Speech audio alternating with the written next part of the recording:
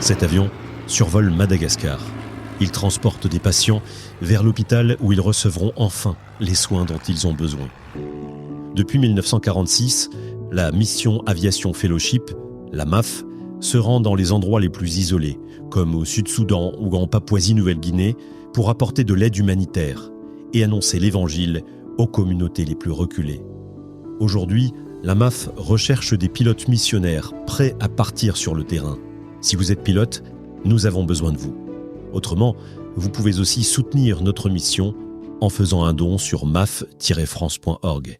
Merci.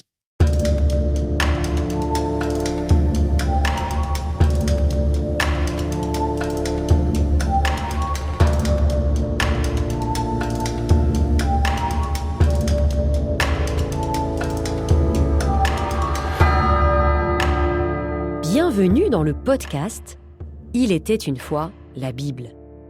Ce podcast est la rencontre de deux passions. YouPray, l'application audio qui accompagne votre vie spirituelle quotidienne, et Bibliapédia, l'association qui cherche à faire connaître et aimer la Bible. Ensemble, nous avons conçu ce podcast inédit qui vous raconte, épisode après épisode, le livre le plus vendu au monde, avant même Harry Potter. Épisode 14, Abraham et l'apparition de Mambré. Souvenez-vous, la dernière fois, nous avons laissé Abraham avec cette nouvelle prescription faite par Dieu, la circoncision. Nous avons compris qu'elle était le signe d'une alliance bilatérale entre Dieu et les hommes. Nous continuons ici avec le célèbre chapitre 18, habituellement intitulé « L'apparition de Mambré ».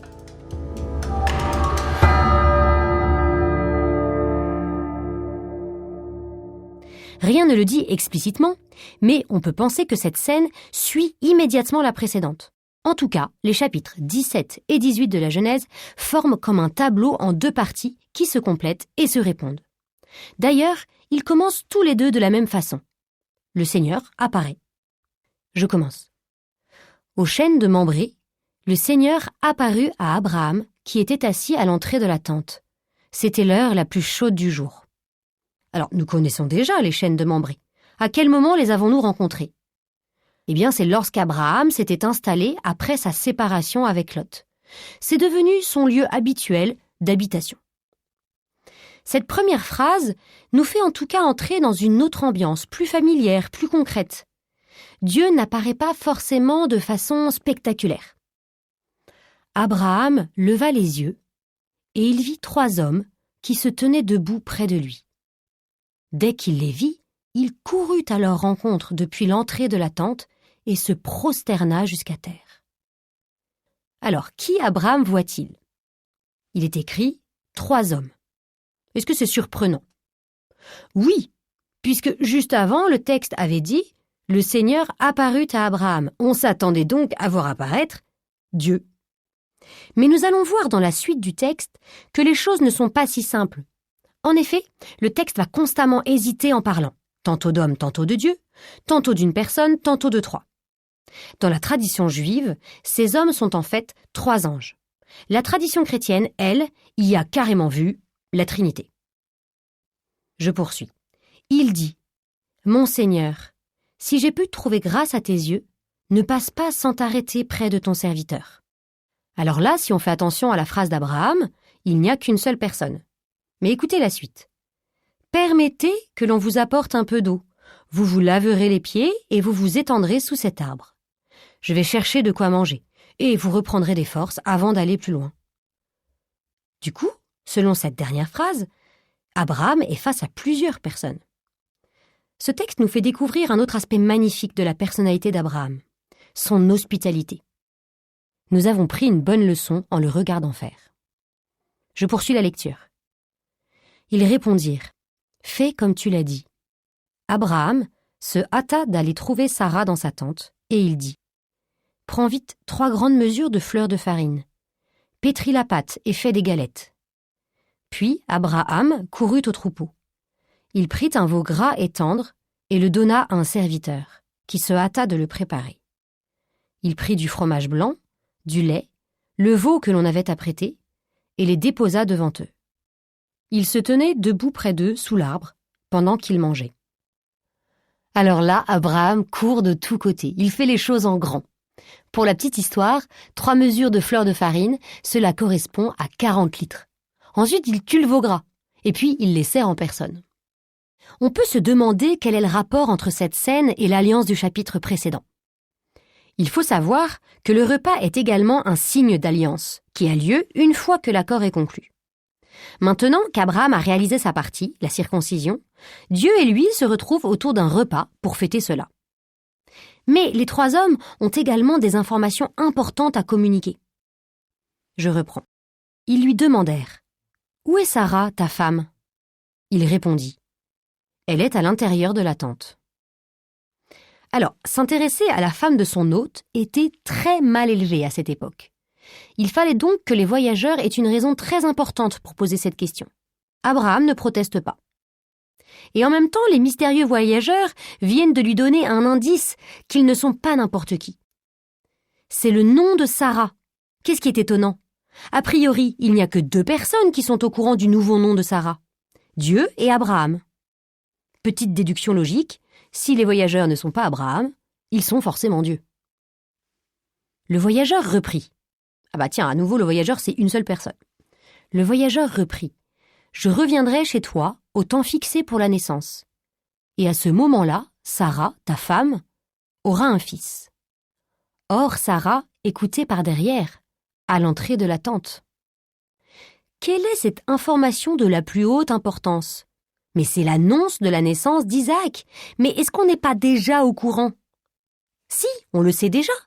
Alors pourquoi, à votre avis, Dieu refait solennellement cette annonce ?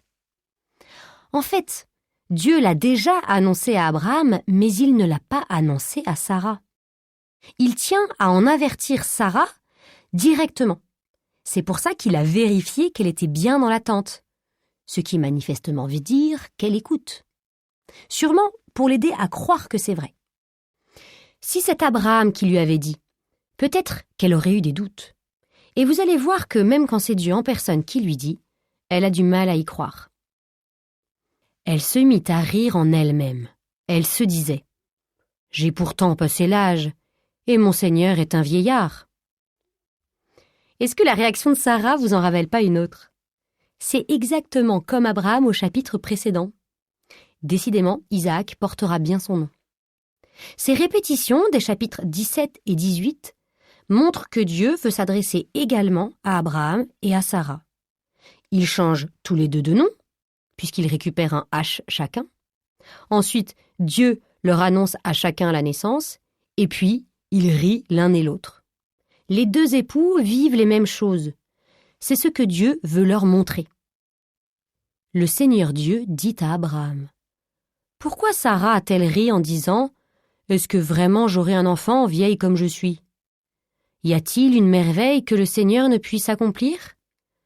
Au moment où je reviendrai chez toi, au temps fixé pour la naissance, Sarah aura un fils. » Alors vous voyez, comme pour Abraham, Dieu insiste. Et il dit cette phrase merveilleuse. Y a-t-il une merveille que le Seigneur ne puisse accomplir ? Je reprends. Sarah mentit en disant « Je n'ai pas ri », car elle avait peur.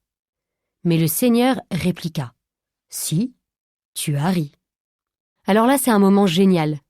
J'aime bien imaginer que le Seigneur a répondu « Si, tu as ri », avec un petit sourire malicieux et même une petite tendresse. Cela peut vraiment nous réconforter. Dieu connaît le fond de notre cœur et toutes nos misères, et il nous aime malgré tout, inconditionnellement. Là, on arrive au moment du départ des hommes. Les hommes se levèrent pour partir et regardèrent du côté de Sodome. Abraham marchait avec eux pour les reconduire. Nous avons là la dernière leçon d'hospitalité d'Abraham, toujours raccompagner ses invités. Et nous allons maintenant découvrir que Dieu, qui est entre-temps redevenu les hommes, était venu pour 2 raisons. Certes, annoncer la naissance d'Isaac, mais aussi aller enquêter sur la situation de Sodome. Le récit se poursuit. Le Seigneur s'était dit « Est-ce que je vais cacher à Abraham ce que je veux faire ? Car Abraham doit devenir une nation grande et puissante. et toutes les nations de la terre doivent être bénies en lui. Même si ce sont des sujets différents, il y a un rapport entre les deux. Maintenant qu'Abraham est devenu un partenaire d'alliance, Dieu veut le faire participer à son action. Au passage, remarquons la fidélité de Dieu à sa promesse. À quel moment pense-t-il quand il dit « Abraham doit devenir une nation grande et puissante, et toutes les nations de la terre doivent être bénies en lui ». Eh bien, en effet, à la première parole qu'il avait dite à Abraham, au début du chapitre 12, là où il avait fait les 3 promesses. Ces 3 promesses, c'était une terre, une descendance et une bénédiction pour toute l'humanité. Alors le Seigneur dit « Comme elle est grande, la clameur au sujet de Sodome et de Gomorrhe, et leur faute, comme elle est lourde. » Alors la tradition juive s'est demandé ce que Sodome et Gomorrhe avaient fait de si grave. Et dans la tradition juive, on réfléchit souvent en racontant des histoires. Voici donc leur réflexion sous forme d'un petit récit. Les gens de Sodome étaient les plus riches de leur temps, car le sol de la région était extrêmement fertile. C'est d'ailleurs pour ça que Lot avait décidé de s'y installer. En plus, dans le sol, il y avait des gisements d'or, d'argent et de pierres précieuses. Lorsqu'un sodomite envoyait son esclave cueillir un légume dans son jardin, celui-ci découvrait de l'or sous terre. Mais toute cette richesse ne rendit pas les habitants de Sodome reconnaissants envers Dieu. Au contraire, ils mirent leur confiance dans leur richesse et rejetèrent Dieu. Ainsi, ils refusaient que des étrangers viennent chez eux, au point qu'ils taillèrent les arbres pour que les oiseaux ne puissent pas se poser dessus. Voici les lois qu'ils avaient décidées. Tout étranger découvert dans la région devra être dépouillé de son argent et maltraité. Et les juges devront vérifier que chaque voyageur quitte le pays dépouillé de tous ses biens. Ensuite, toute personne surprise à nourrir un pauvre ou un étranger sera brûlée. Une des filles de Lot vit un jour dans les rues de la ville un mendiant affamé et le prit en pitié. Elle cacha du pain dans la jarre dont elle se servait pour aller puiser de l'eau. Elle prit l'habitude de donner discrètement ce pain aux pauvres au cours de son trajet vers le puits. Les habitants de Sodome se demandèrent « Comment se fait-il que ce pauvre soit encore en vie ? Quelqu'un doit le nourrir !»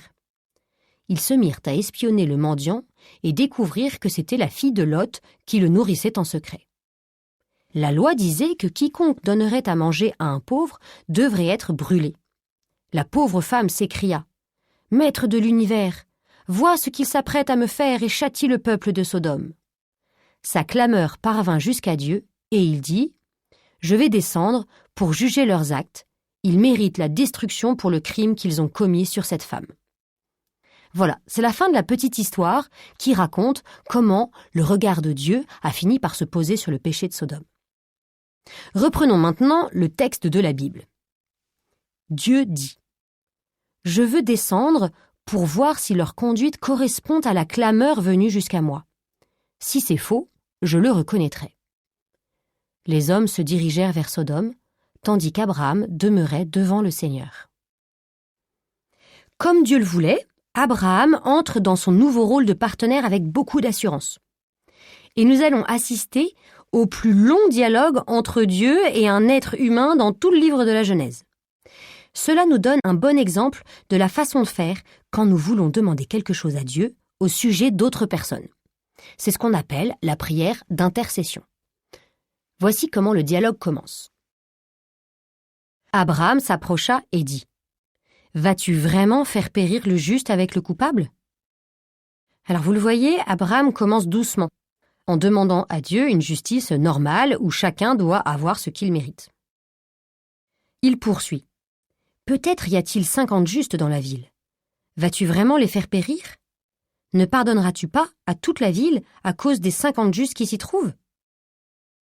Alors mais très vite, il va plus loin. Il demande à Dieu de pardonner à tous, même aux coupables, parce qu'il y a parmi eux quelques justes. Le Seigneur déclara « Si je trouve 50 justes dans Sodome, à cause d'eux, je pardonnerai à toute la ville. » Comment imaginez-vous l'attitude de Dieu ? Est-ce que vous pensez qu'il accepte à regret ? En fait, il me semble que Dieu n'attendait que cela. Mais pour qu'il puisse manifester tout son amour, encore fallait-il que quelqu'un lui demande. C'est peut-être parce que nous ne demandons pas suffisamment que Dieu ne peut donner tout ce qu'il voudrait. On a ensuite un dialogue très drôle qui rivalise avec les meilleures pages de Molière. Écoutez. Abraham répondit « J'ose encore parler à mon Seigneur, moi qui suis poussière et cendre. Peut-être sur les 50 justes, en manquera-t-il 5. Pour ces 5-là, vas-tu détruire toute la ville ?»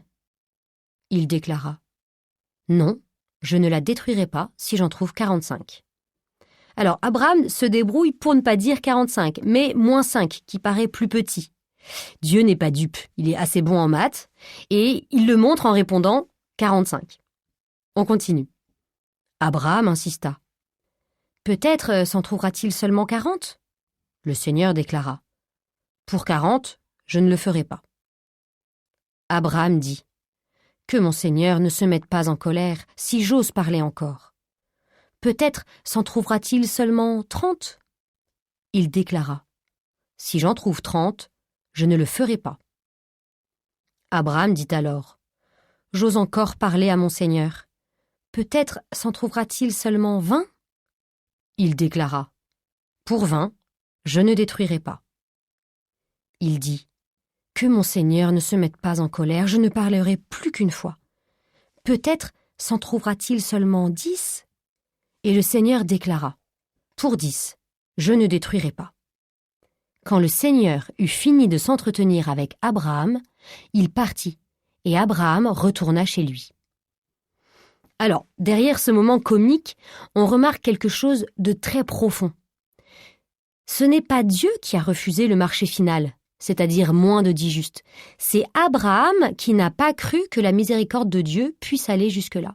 Chaque demande d'Abraham est en fait un pas supplémentaire dans la foi en Dieu. Pensez-vous que Dieu aurait accepté si Abraham avait continué jusqu'à un seul juste ? Il me semble que oui. L'amour de Dieu n'a comme limite que nos propres limites. Abraham est comme un explorateur, mais qui n'a pas su explorer jusqu'au bout. Alors, est-ce que Sodome sera détruite ? Y a-t-il assez de justes dans la ville pour la sauver ? Désolé, mais ce n'est pas aujourd'hui que vous aurez la réponse, mais dans le prochain épisode. À bientôt!